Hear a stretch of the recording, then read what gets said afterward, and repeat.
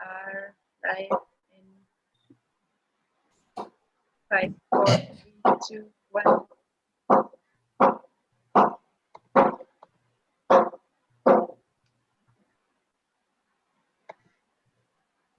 Okay, welcome and hello to our today's online event together with FEMRITE. My name is Dina Weber. I am the project manager of Beauty Centrum Kampala, and I'd like to give my word to Christian Kettelhut, who is our director and will do the opening remarks. Yes, thank you, Sina. Thank you so much. Yeah, good evening and most welcome to all of you, to you, Lydia, Jacob, Hilda, Fortunate, Sina, and Annie, and everybody out there who have dedicated themselves to join this evening with FEMRITE. For those of you who are not familiar with my face, and maybe expected Barbara Sommer here, let me quick introduce myself. So my name is Christian Kettelhut, and I have the honor to represent the Ugandan German Cultural Society and Goethe Zentrum here in Kampala as the new director. Yeah, the cooperation with FEMRITE, with Hilda, who I luckily already met, was always fruitful, and yeah, I want to keep it that way. So this event lines up with all the other inspiring readings with the Ugandan Women Writers Association in the past and in the future. So go for it. I am very glad that we as the Ugandan Cultural Society, Ugandan German Cultural Society can support you in your mission, empowering the women writers, not only from Uganda. Yeah, speaking of it, today Lydia Minagano is with us. She will introduce her book, Home in Flames. Lydia is not only a writer from South Sudan, but also an activist in human and women rights and as a peace activist. So thank you very, very much for being here with us this evening. Jacob, thanks to you as well for your time. You will guide through the evening, and I bet you, the audience, are in good hands with him. Well, now, due to the pandemic situation, we enjoy this evening in the digital sphere, and even we cannot sit together now. Let's look at the bright sides. And as I always like to say, so the internet is still able to bring people together. So the global village is not a dystopian one. So please enjoy the evening. And I wish you all a very pleasant and joyful reading and listening experience. Thank you all. And I think I would like to give the word to Jacob now. Thank you so much, everyone who has managed to join. Thank you so much, the Goethe team, for allowing us to collaborate with you and giving us the opportunity. Thank you so much, Lydia, for accepting to share with us your authorship journey. We celebrate you today. I hope everyone has been keeping safe amidst the pandemic. We have no option but to embrace and use the virtual space. So I welcome you all today for this virtual event. My name is Fortunate Sansire, the Programs Officer FEMRITE. Without wasting most of our time, I'd like to introduce Jacob to take on. Jacob Katumsime Mwinechalimpa is a PhD fellow at Makerere University, at Makerere Institute of Social Research. He is a writer and a literary critic. Jacob, you're most welcome to the floor. Please take on. Thank you. Thank you so very much, Fortunate. And thank you, Christian. You're so very welcome to Uganda. I hope you enjoy your stay, even while today it might be so virtual for the meantime. But thank you, FEMRITE. Thank you, Goethe. And You're so welcome, Lydia. I shall introduce Lydia for a few seconds and shall lead on how we can proceed. So Lydia Minagano Kape studied at School of Public Service, University of Juba, and Cavendish University in Uganda. She's an activist, a writer, and a co-founder of Heroines and Spoken Tales. This is an initiative that amplifies women's voices and stories through writing and storytelling. Some of her poems were featured in the Anna Taban's Youth Poet Anthology, Sotna, in 2017. Her new obsessions include chasing the sunsets, watching darkness turn to light, and speaking to the Nile. If you read her poems, you shall see this, actually.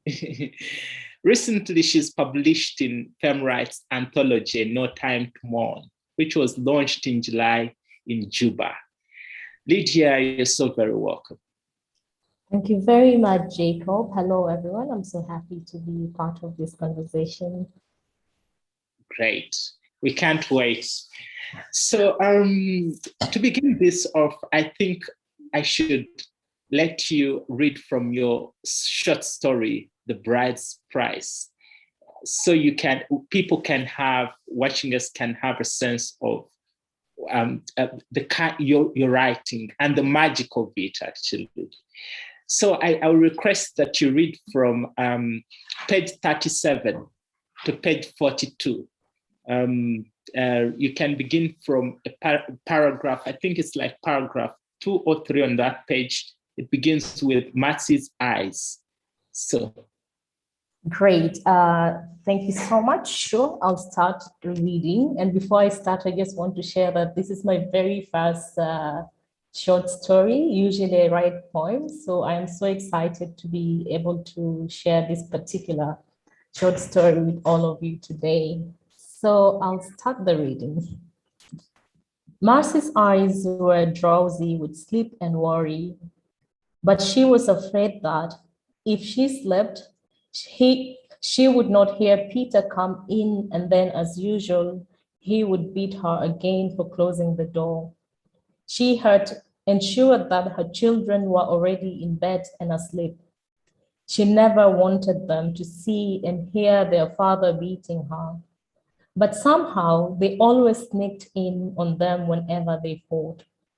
She felt that their violent relationship had affected the children. It was rare to find them happy and laughing amongst themselves. If my husband doesn't come home now, I will run crazy, she said, and walked to the coffee pot. This black coffee spiced with ginger should keep me awake, she said as she fixed herself a glass of jabana. At about 1:30 a.m., Mercy fell asleep on the chair. The tranquility of the hour and the fatigue that she felt had overcome the power of jabana. It was about 2 a.m. when she heard a raucous bangs on the wooden door.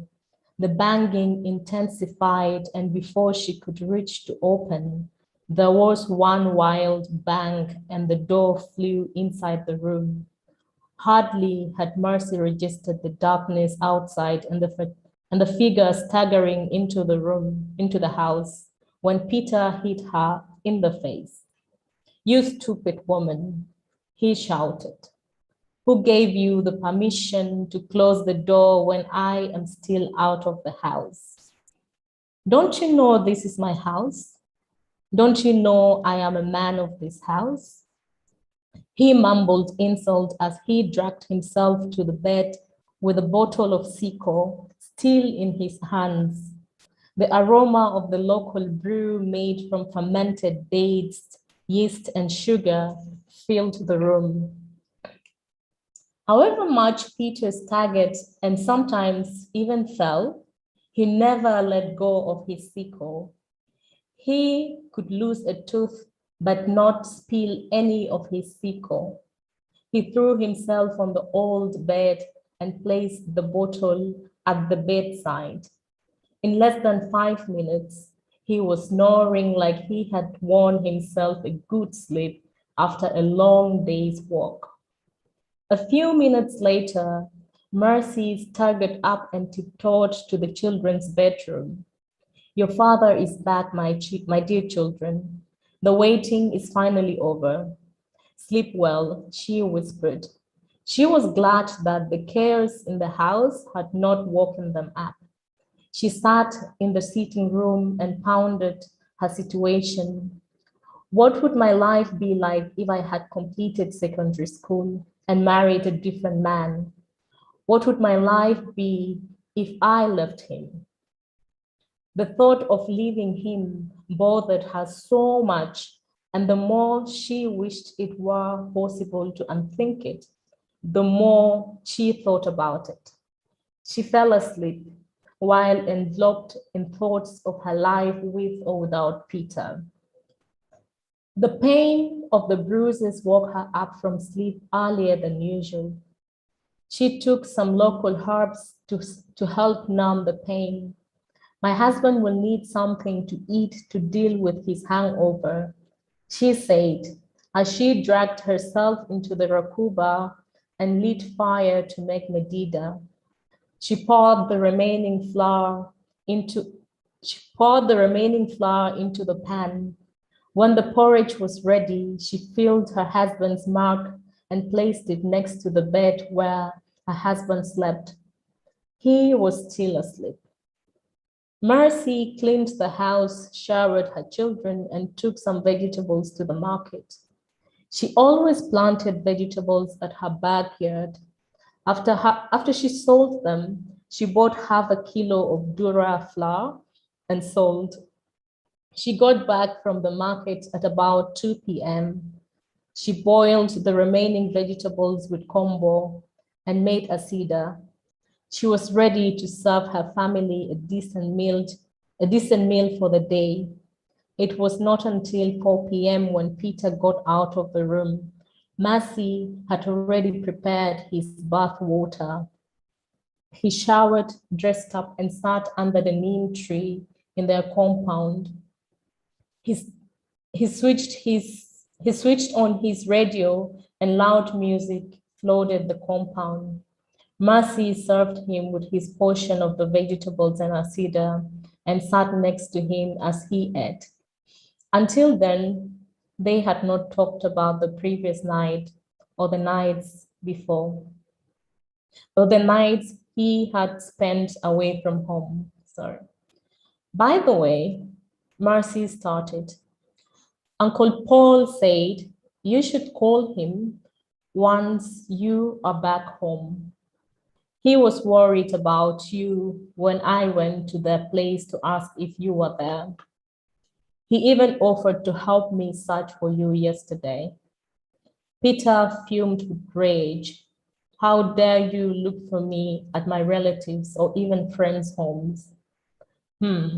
How dare you? He shouted. I am sorry, but we were all worried, she said. Before she could explain, Peter grabbed her and started hitting and kicking her. His eyes were red and he still stank of sicko. She cried and yelled for help, but no one came. She begged him to stop hitting her, but the more she begged, the more he hit her. The children came and started crying and begging the father to stop, but he did not seem to hear them. From the ground, she saw her neighbor cross into the compound. Then she felt her body weaken and her mind slipped away. She woke up several hours later. She tried to move, but a hand held her down. Don't turn on that side, she heard someone saying to her. Indeed, as she regained consciousness, she noticed she was in a hospital bed and a cannula with a drip was in her arms. Where are my children? Are they okay? Please tell me, she asked. They are well. the nurse said, then quickly rushed out to call the doctor. The doctor held Mercy's hands and told her she would be well. I am sorry. We tried our best, but we were not able to save your baby. But thank God, we saved your life. Mercy was filled with wrath.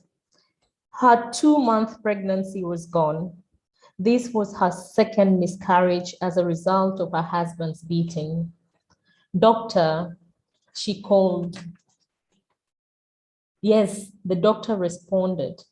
I do not want to become pregnant again, she said. I do not want to die now and leave my children. They are too young to be left on their own. Yes, please cut my tubes, she whispered.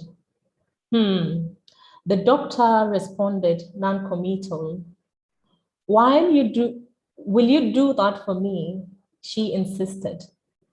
We have to consult your husband, the doctor said. Have you seen my husband here?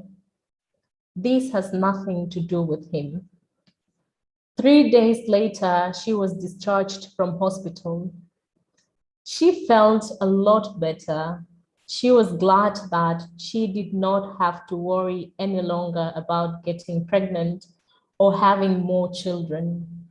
Although Peter had not come to see her in the hospital, she knew her weakness.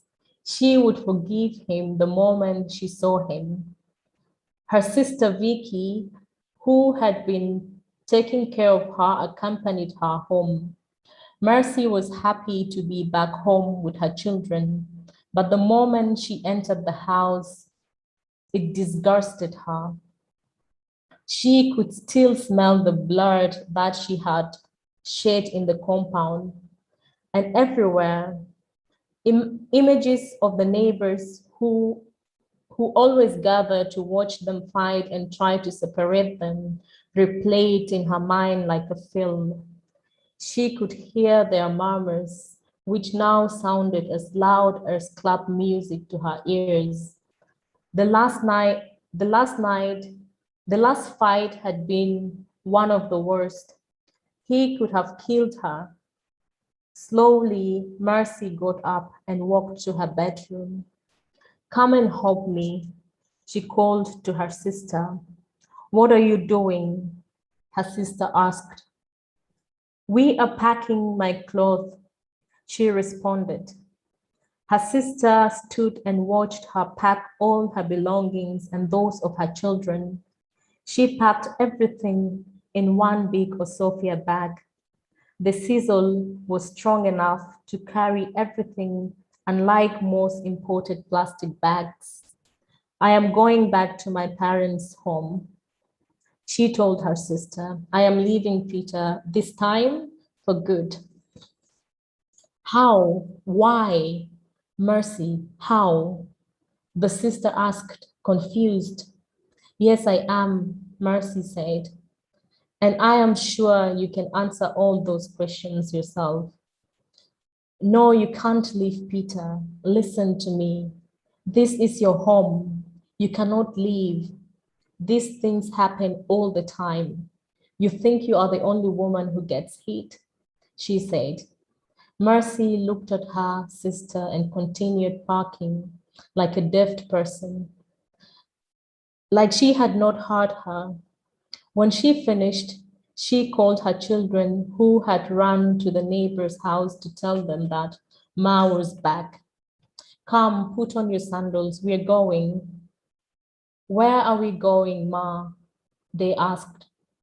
We're going to visit your grandparents at their house.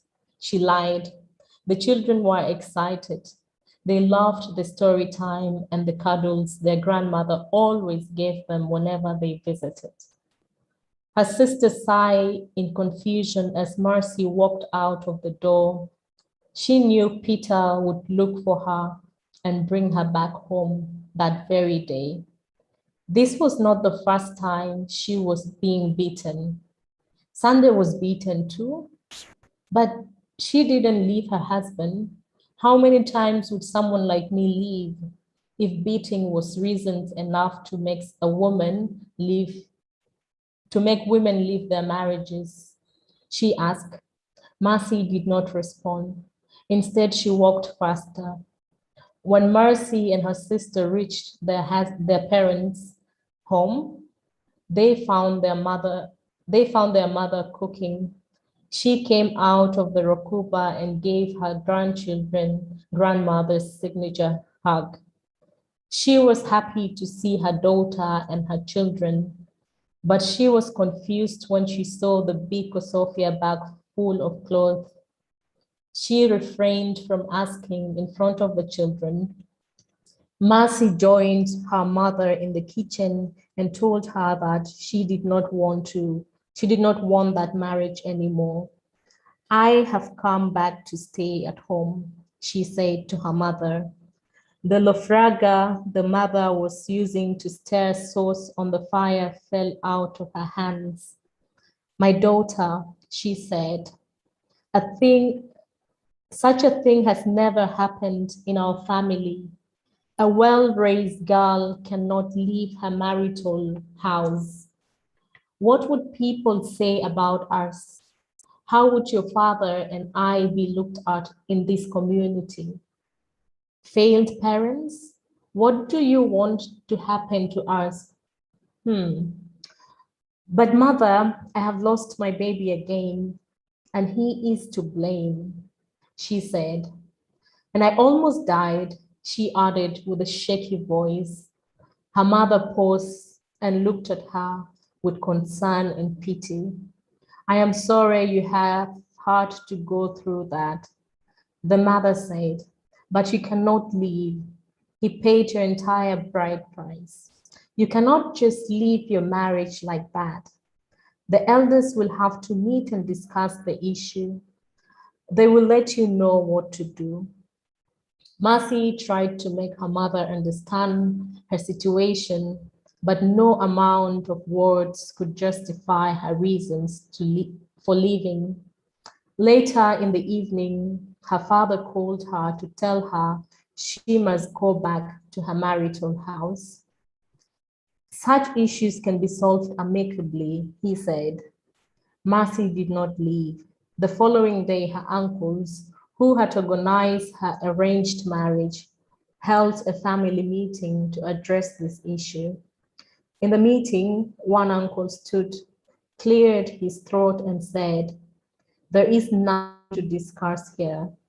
Since when our marriages ended because of a simple fight between a husband and a wife? That man is from a respectable family. Didn't you see them when they came to ask for Mercy's hand? Besides, Peter paid her entire bride price. So she has to go back." All the elders agreed, and they called Mercy and told her that they had decided that she would return to her marital home. Just like that, her fate was dictated again. I'll end here, right? Thank you so very much, Lydia, and you read so very well. I don't know. Thank you. I really find it so difficult to endure stories of domestic violence, and very difficult, actually. Correct. They break me. They break me. They remind me of a past I wish I could change. Yeah, they tear me apart, really. But because of FEMRITE, I said, let me continue and do this. I think let's celebrate Lydia today for writing us this story. I don't know how to begin this off, but let me ask you, Lydia, from what place did this story come? Well, so in my work, in my country, I work a lot on peace-related issues, but I've also engaged a lot with women from the civil society space. And these are stories that are not very rare. We've heard of stories of women who are in very abusive marriages, but they somehow have to stay in those marriages because of the image that will be created if they leave the marriages. And I think it's in most African countries, or rather in all African countries, marriage is an affair of the society. So this whole society have a say on, like, sometimes who you get married to, when you get married, and when you decide to come out of that marriage, they somehow also have a say in that. So I was also trying to just reflect the plight of domestic violence that women women continue to go through.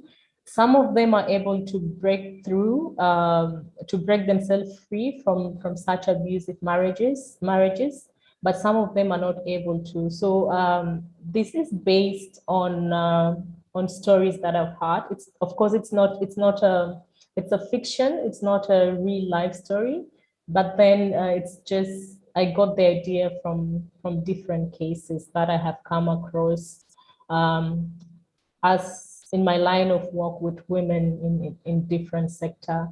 So it is not it's not very strange to where I am coming from, but also it's not a very strange situation to many African countries and many African women. So yeah, that's what I can say. Thank you so much. And as you spoke, I was wondering, what's the percentage in terms of the women you meet of those who take Mercy's stand of I am leaving, and those who take Mercy's sister's stand of we all go through this, you have to stay, and perhaps the whole tradition. So, like, what are the percentages of the different mindsets?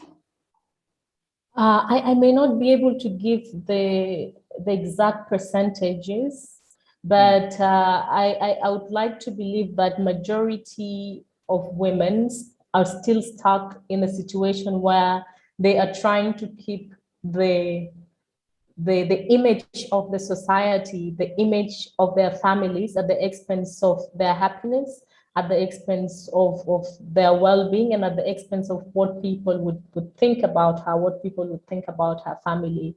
So I strongly believe that majority of women are really stuck in that situation of pleasing and protecting a certain image that has been created already by the society. And you can even tell from the story, Mercy's marriage was an arranged marriage. So that clearly tells that she did not have a say on who and when to get married.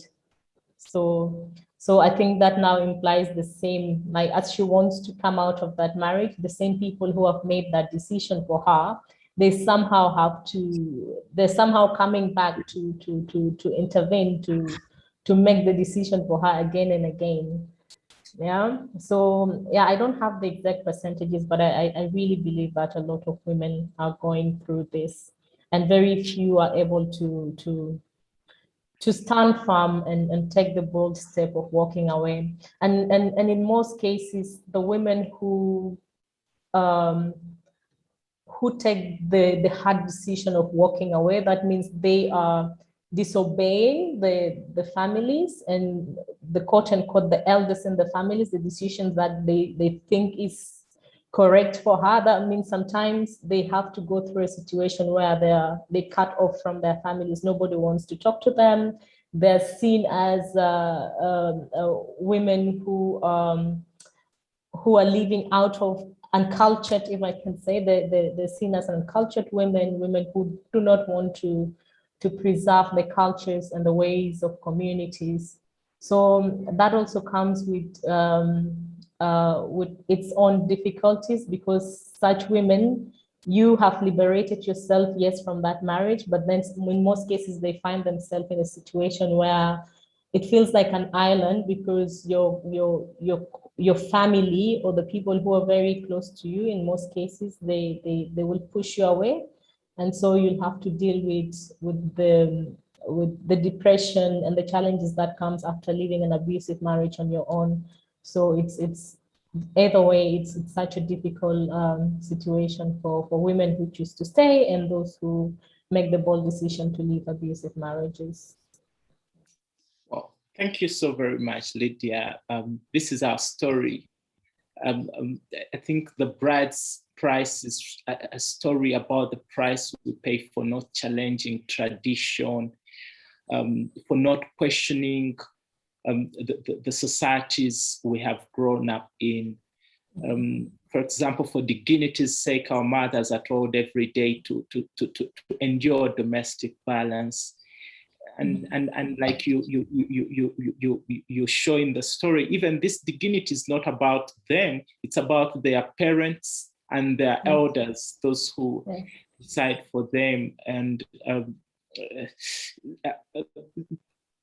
it continues to push them into those moments where they, those places where they feel unloved, rejected, unworthy, you know. And the difficulty they have to go to raise us. In Ankole, where I come from, our parents continue to say, Abana Banje. Abana Banje is like my children, like for my children's sake, like I can't live because of my children. And it's a gospel, you know, everywhere, even when you go to institutions like the church, Mothers Union, and so on, your children, you know. And so the same stories is for mercy. Yes, Lydia. Yeah, I think it's a very common phrase, the "for my children's sake."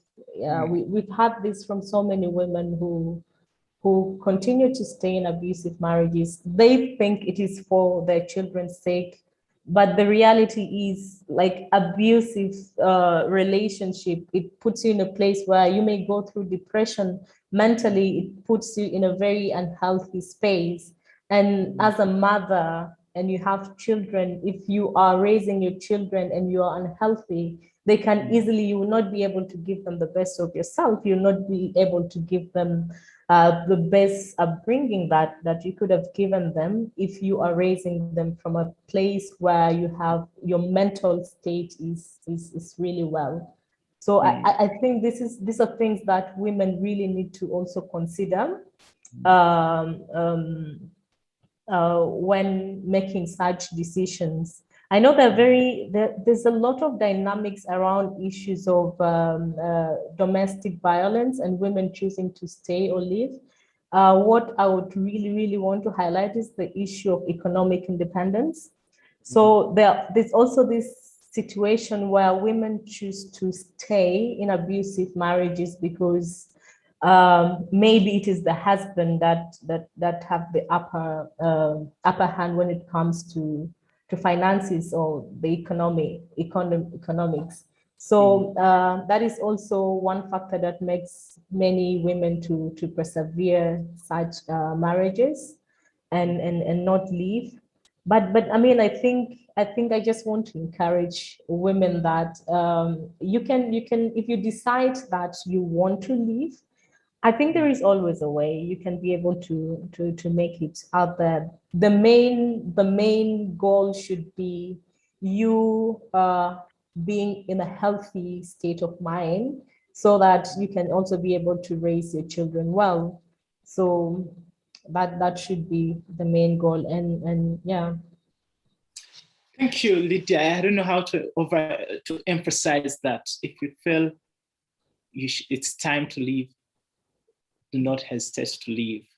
I don't know how to ever emphasize that, but thank you so very much, because even you know, it's interesting how you say it's about the children and the socio-economics of it. And you see in Mercy's story, when she chooses to leave, it's because she's thinking about she has to live with her children. Actually, she doesn't leave them back.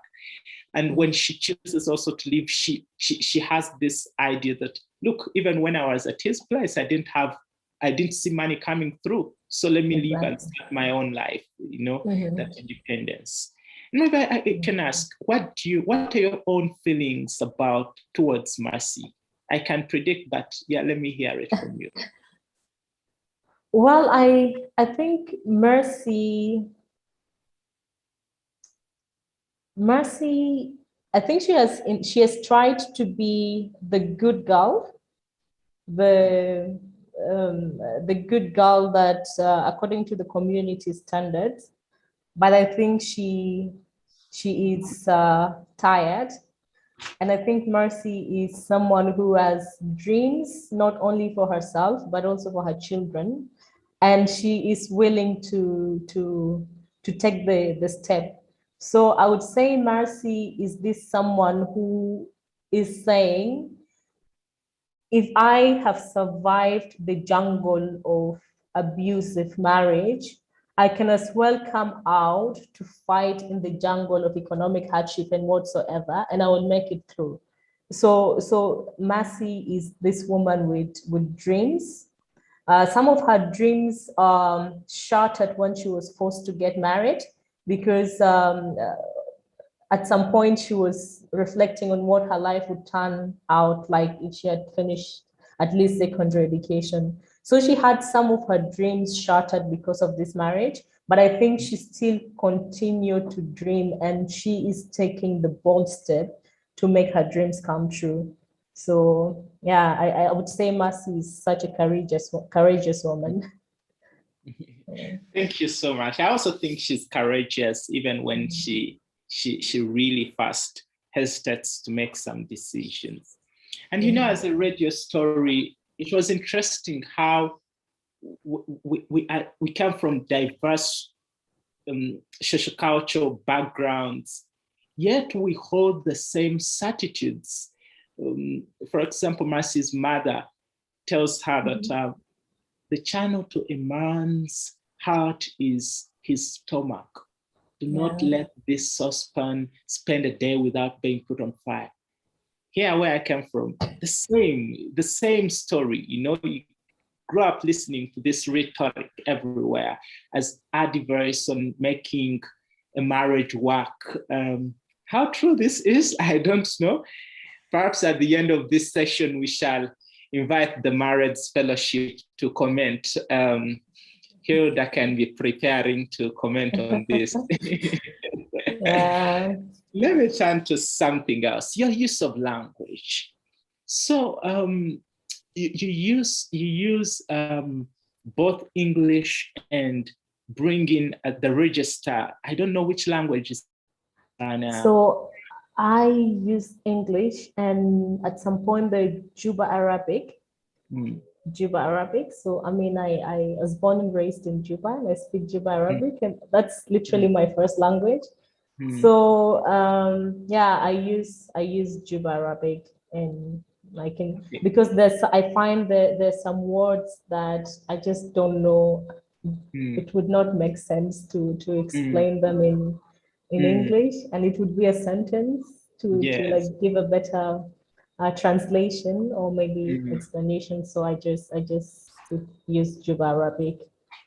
Okay, and I found it really powerful, because I think some words cannot be captured in the English language. However, why did you feel the need to give us footnotes describing the things you talk about in the Juba Arabic language? Like, who informed this decision? Was it the FEMRITE editors, or it's you who felt I needed to give footnotes? I decided to give footnotes because I am aware that not everyone speaks Juba Arabic, and I am also aware that this book that I contributed to is going to go across borders. So I felt it was just fair enough to explain some of the expressions to the readers who are going to read this book from wherever part of the world that they're coming from.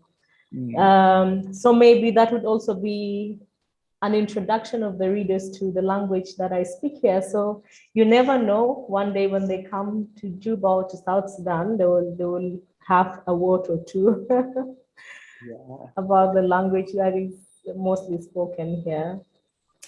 Thank you. Thank you. Your story really is powerful. You write pain, the kind that is rage. Yet you have this way with words which like makes it possible for you to read without like tearing out pages. You know, like the rage that remains moderated, it doesn't go overboard. There's something about your writing, and I think I told you in an email that you're destined for great things in writing. I don't know how you do it, you know. So thank you. And all the best, Lydia, on this journey. Thank you. It's just a special technique that you have, and when somebody reads your poetry, they see much more. They say the art of a good writer is seen in their poetry. Like that, any writer worth the name is first a writer of poetry. And oh, wow. Never had that before. Yes. So when I read your poems, I felt like, yes, I think I know why, you know.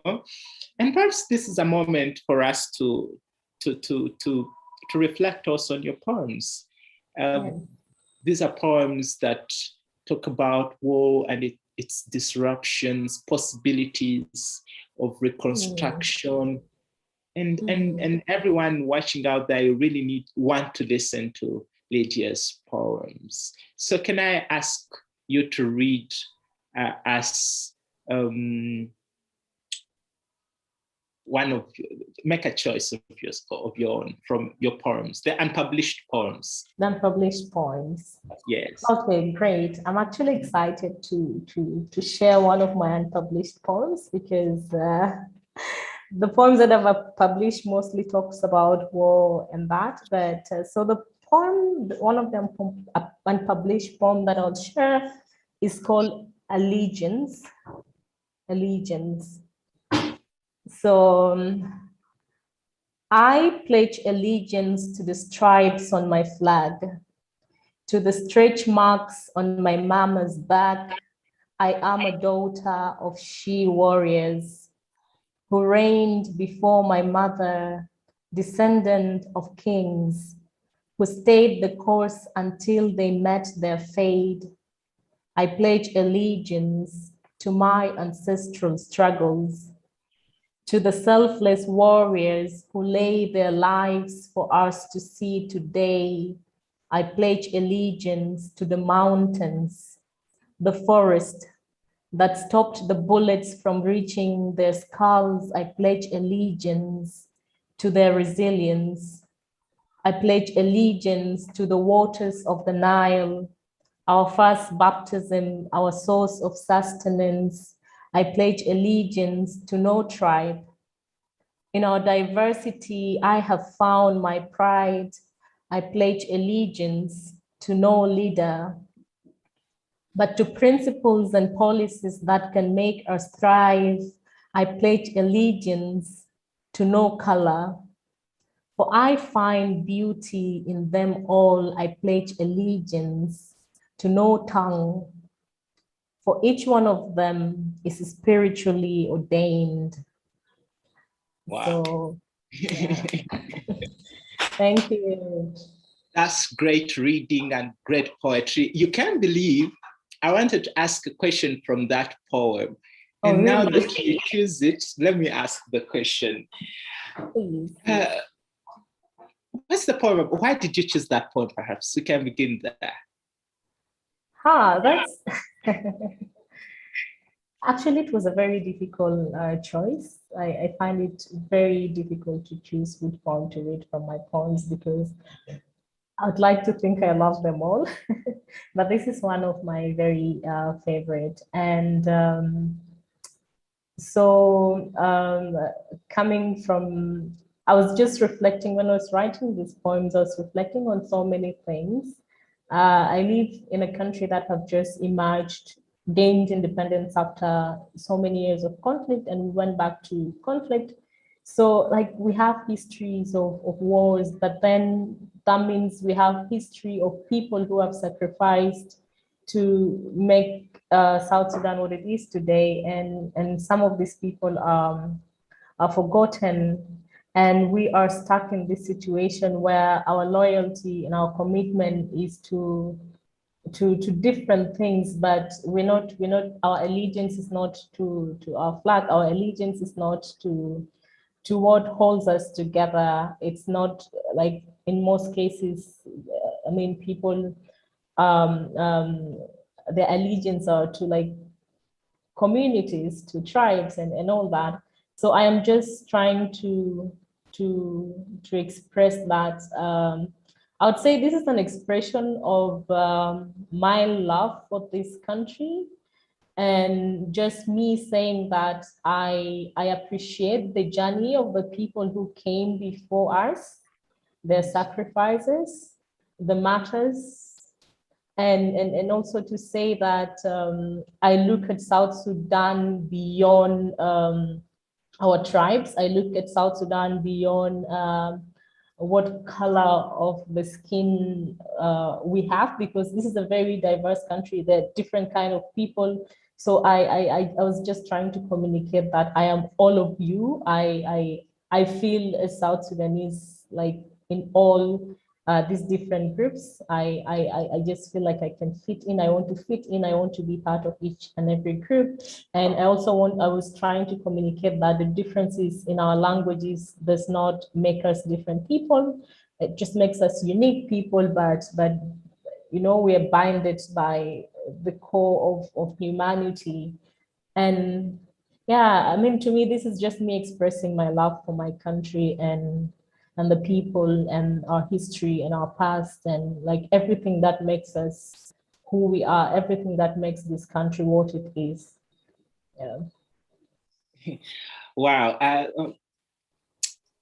You know, Lydia, this poem has that last stanza. That last stanza is very powerful. And even in your explanation, you concentrate on it. How powerful is it? In the academic world, in the scholarly world, there is this debate on decolonization. And the discourse begins that at independence, all formerly colonized states deracialized. They were able to do away with the racial domination, but they were not detribalized. And this is Professor Mahmoud Mamdani's idea that these tribes, these states were not detribalized. So what we remained with were these nation states, where a minority gets to dominate the majority in a way. And so when you say I pledge allegiance to no tribe, it's a way to decolonize yourself, the mind, and these ideas, if they continue to go to the society, that our tribes, our political allegiance, this political allegiance to our tribes is partly the cause of our troubles. Absolutely. It can be a way to resolve conflict. So your poetry is not just a description of what the conflict, but also a possible way on resolving conflict. And I found this very, very powerful. Very many questions, but I want to perhaps stop here and invite the audience. However, I want to invite the audience through charging them to read one of your poems. So I would want to ask from the audience if anybody would be willing to read us a poem, and I will share my screen. They read the poem, and they get to ask the first question. Who is willing to read us one? Yes. So let me share and you read. This is Richard, yeah? Yes. So Richard, let me share my screen. Oh, the host disabled screen sharing. So we do not have the permission. Do you have the book. I can make you co-host. Just a minute. Okay. Great.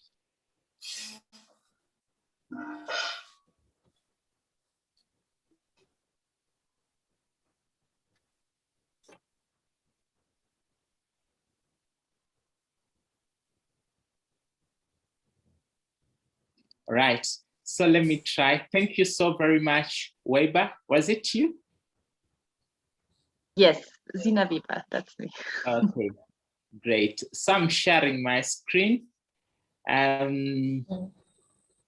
Is the poem on the screen? Yes. Great. Do you get me clear? Yes, yes. All right. Run by Lydia Minagano Kape, hope I pronounced correctly. When a bullet was shot, they shouted, "Run."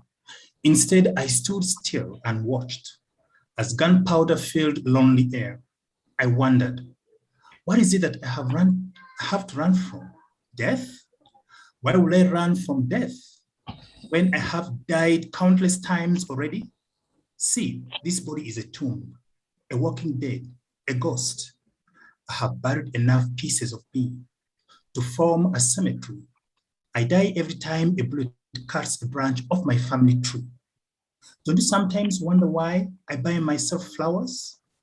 These matters that rest in me, I grow them, water their roots, hoping they will relieve in me. I want to be here when they breathe again. Wow, thank you so very much, Richard. And the urgency of your tone is the urgency of the poem. Thank you. So I can stop screen sharing and ask you to ask your first question.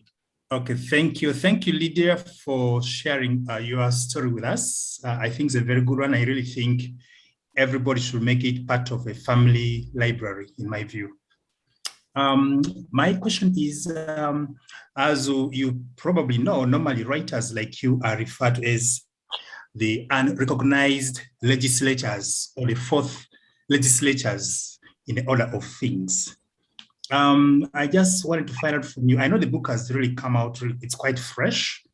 How is it being received in South Sudan, especially by what may call the recognized legislators there? Have you had a chance of seeing them receive it? How are they receiving it? Because the issue you're addressing is really a very serious issue, going by the records, about South Sudan.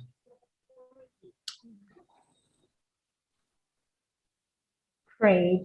Jacob, do I answer immediately or you want to take a couple of questions before I can answer? You answer immediately. Okay, thank you very much. I think when we published the book in July, it was well received. And I remember the launch, we have invited people from the government and from different walks of life. It is well received. But at this point, we have not yet started like getting critique and all that.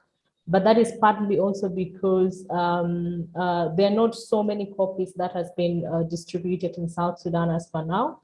So it's only limited group of people that have accessed the content of this book.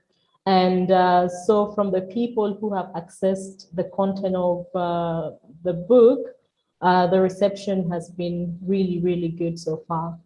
Yeah.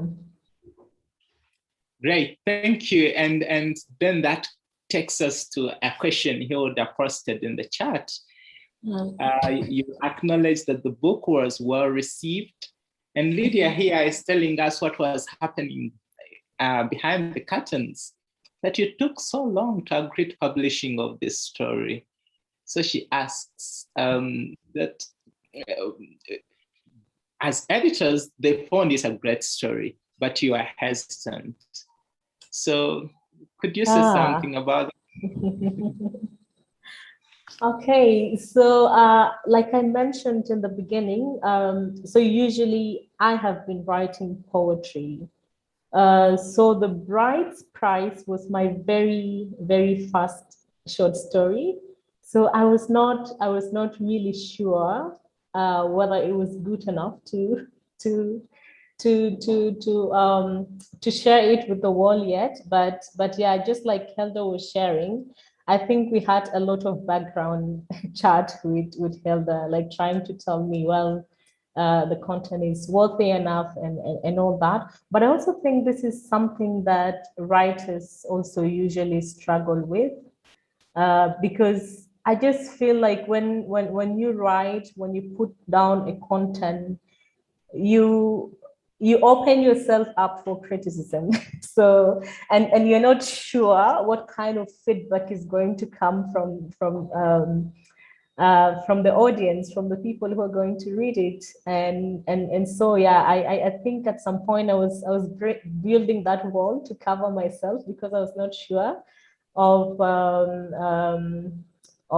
how it's going to be received.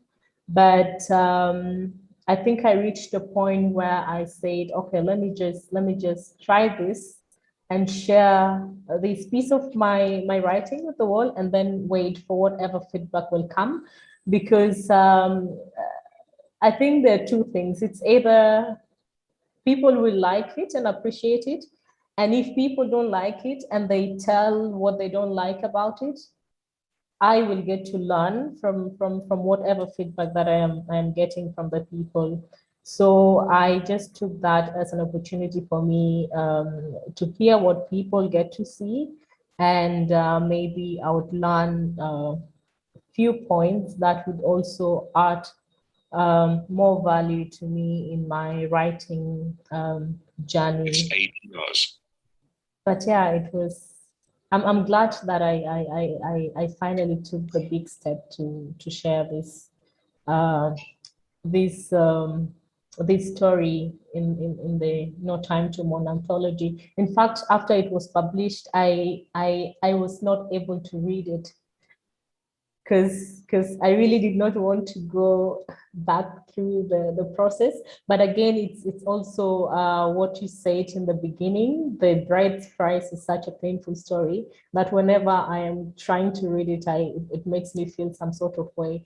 So I really don't read it as often. Yeah. I feel you. I know why, and I'm glad Hilda insisted. She has a way of insisting, and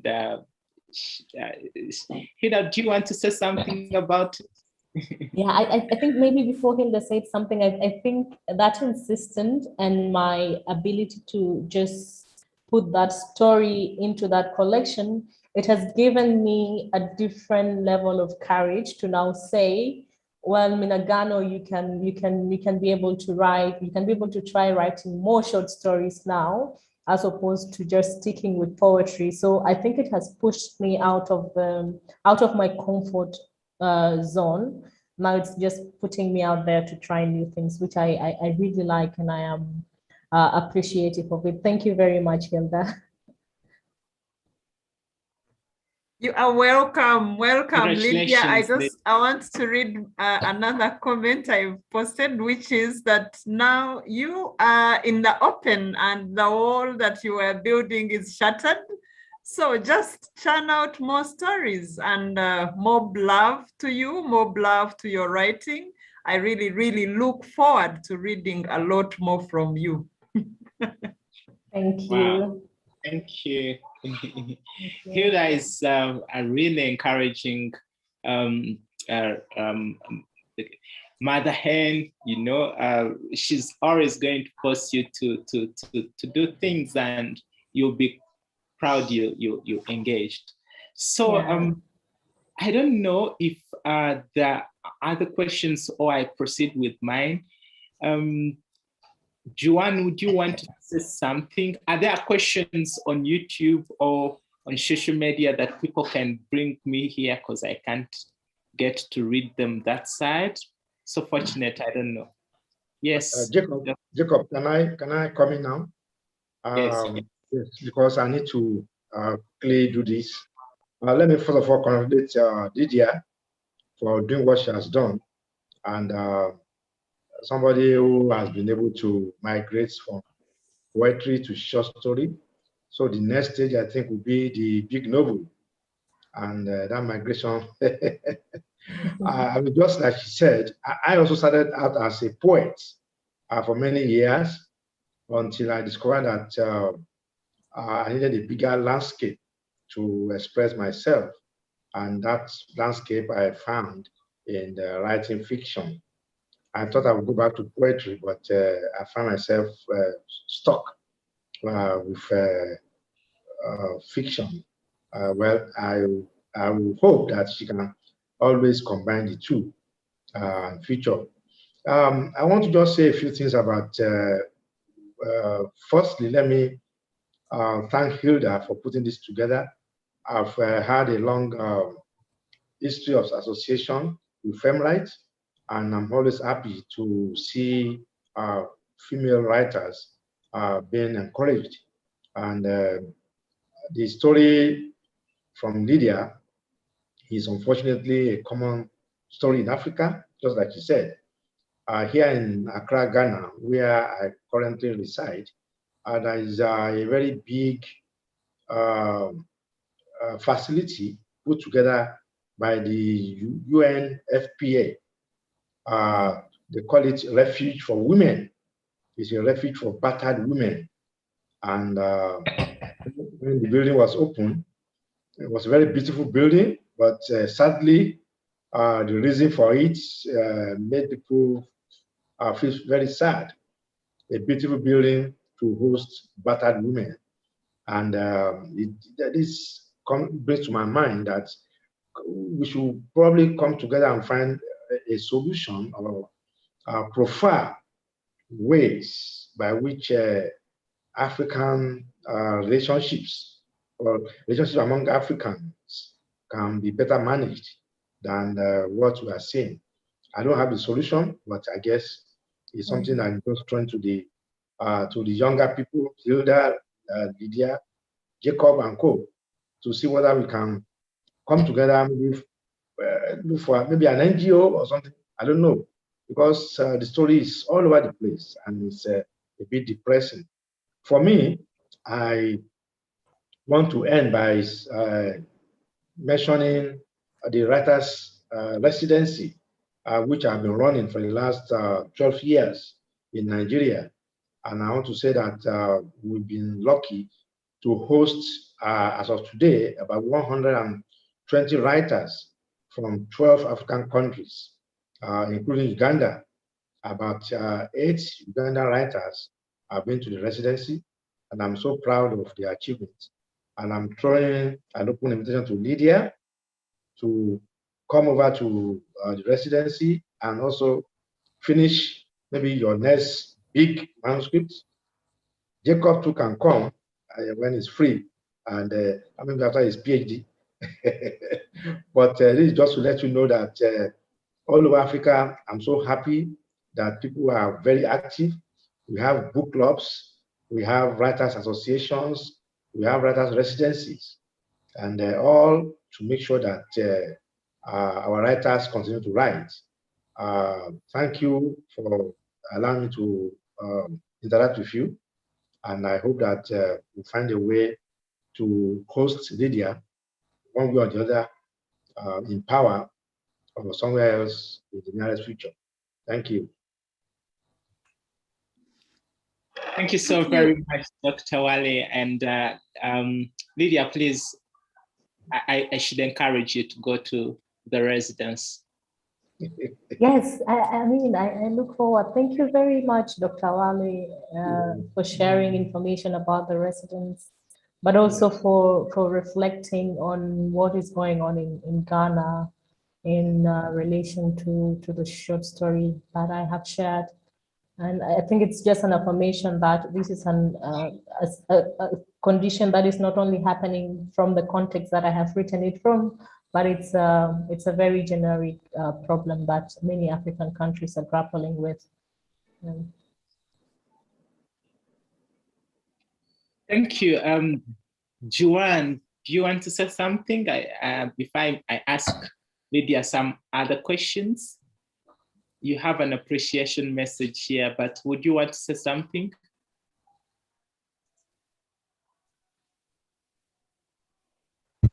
Hello, Jacob. Hey, Mina. Hello, Dr. Wade, everyone else. It's really an honor to be here to listen to my amazing sister, Lydia Minagano. It's really a great experience being one of the contributors to No Time to Mourn anthology. I am really so happy for the pieces, especially your poetry is really strong. I appreciate it. And I also want to appreciate FEMRITE so much because FEMRITE and Mami Hilda really have that motherly, as you put it, Jacob, spirit. She really pushed us, at least every one of us was pushed to produce these pieces. We were still so raw, and FEMRITE really did a great job, and I want to send my sincere appreciation to FEMRITE and everyone else. Thank you so much. That's all I have for now. Thank you. Thank you so much, Joanne. And I should ask actually now Lydia a question. What does it feel like to live in war and to write about war?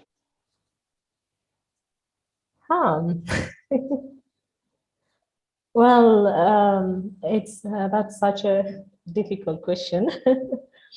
I don't have a word that will like exactly express how it feels like.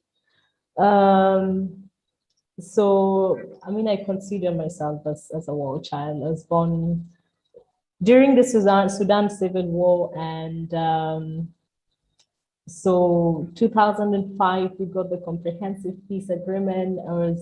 I did not really understand what it means, but now looking at things now, even after getting independence, we went back to war. It's funny that I see peace in terms of agreements, because since I was a child, I've been talking about peace. And my first encounter with what was called peace was the Comprehensive Peace Agreement. And thereafter, even after our independence, there are so many agreements. So I have not yet seen the difference between the wartime and the alleged peacetime. So writing about war times and all that, I think it's just me sharing pieces of myself with the world, with the audience, and pieces of the people around me. So also in most cases, like some of my writing, it's not directly pieces of myself, because I have experienced war quite differently, because during the war, my family stayed in Juba. So my experience of war is different from, for example, my parents' experiences of war, yeah? And it's also different from my grandparents' experiences of war, because you realize this is like a number of generations that have all experienced war, and we experienced it differently. So sometimes I try to write about it from my own perspective, from what I know, but other times I also try to write it from the perspective of other people, from the perspective of my parents, from the perspective of my grandparents, for example, though I cannot be able to bring into light everything, but I just try to imagine. I try to imagine what life was like. And this is when I was writing, for example, the poem Run, because I know that my grandparents stayed in exile. They left South Sudan refugee, and my father was born on the other side of the border, and he came back. And now when the other war broke out, he did not leave. He decided to stay. He decided to stay and like marry within the context of war, even at the time when everyone was running. And to me, that is just a reflection of the fact that people are tired of running. So I would say my parents are tired of running. They have seen the generations before them crossing borders, running, looking for refuge. And for them, they're already tired. And maybe in the process of them like growing up in between borders, I mean, bullets sometimes don't scare them because I mean they have seen it. It's not the first time they're hearing it. And to me, it's also maybe to talk specifically about the Run poem. It is I mean, it's just, to me, it is the reflection of the fact that in wars and in conflict, death is not necessarily the absence of the physical body. So you see that people have died so many times, pieces of ourselves have died so many times. It can be our ability to laugh in a certain way. It can be our ability to look at things in a certain way. So there are certain things in us that have died and we have buried them. But to me, as a child who was born here and never left and still staying here, to me, I think after us, me and my parents and the people before us burying so many pieces of ourselves, I think there is still hope. There is still hope that the pieces of ourselves that have died and we have buried will one day come to life. And to me, I look at them as seeds. Everything that we have buried, every pain, everything that we have buried in this country, these are seeds. As to me personally, as long as I am in this country, I consider myself a farmer. We have put down the seeds. It is time for us to water the seeds that we have put down. And I believe one day it will germinate and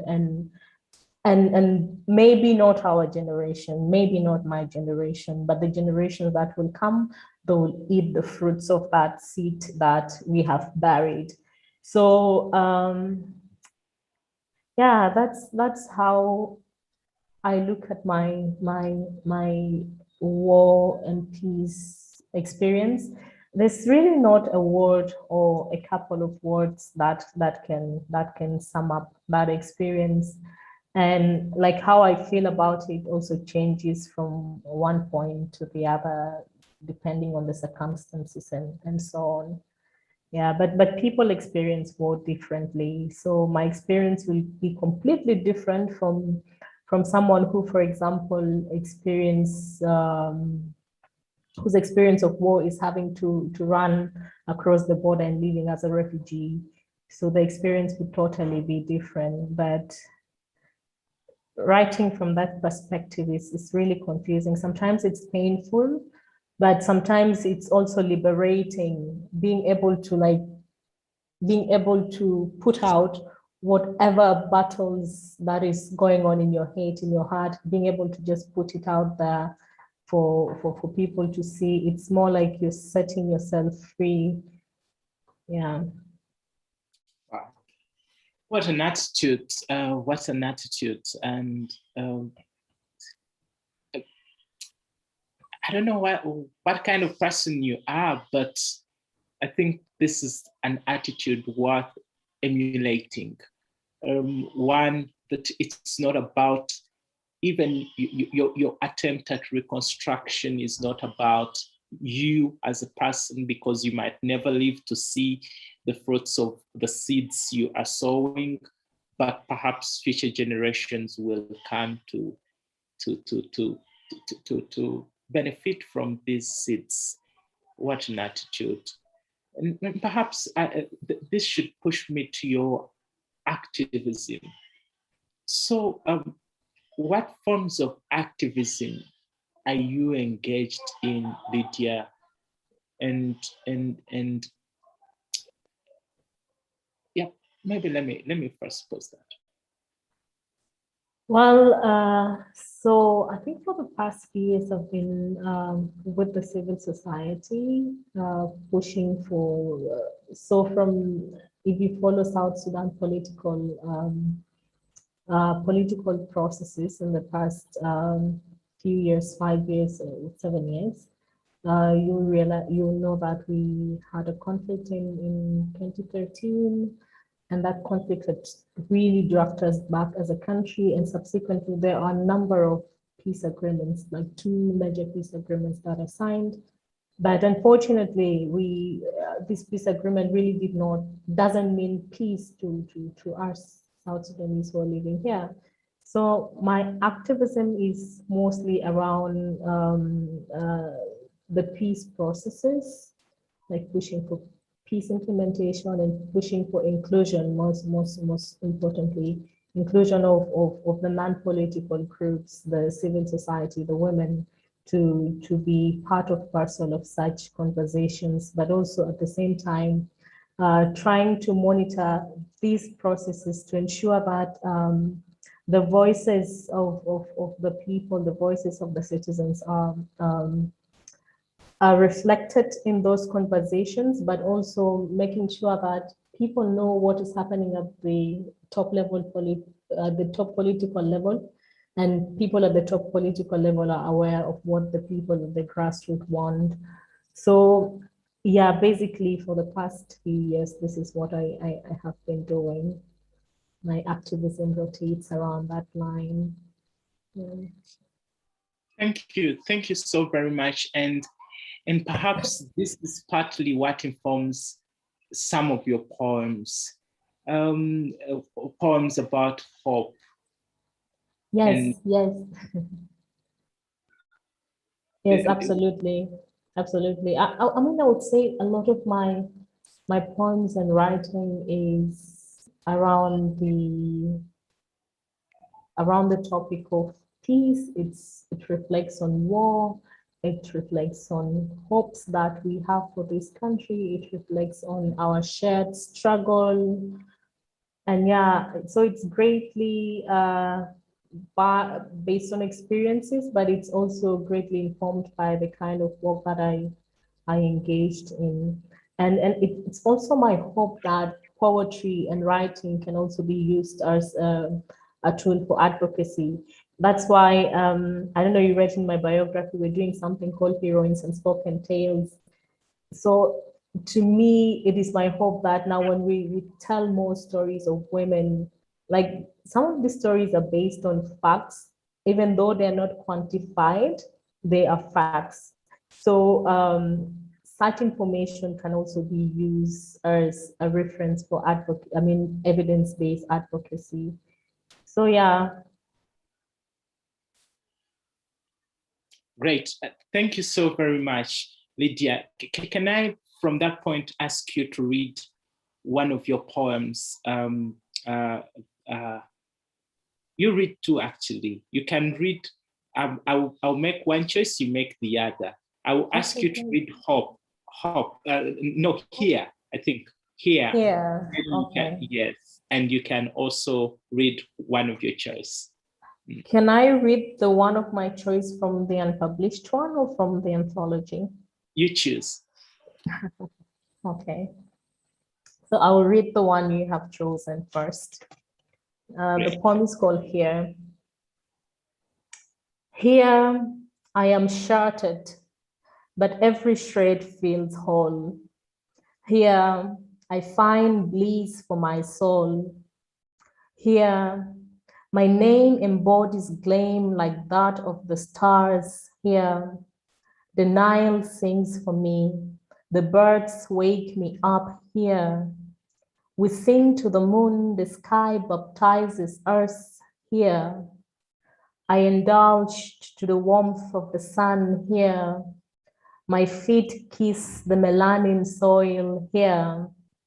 The soil where my offspring shall entrench their roots here. They shall blossom fruits here. My roots are found here. I belong here. Is home. That's it. Wow, you have great reading skills, and thank you.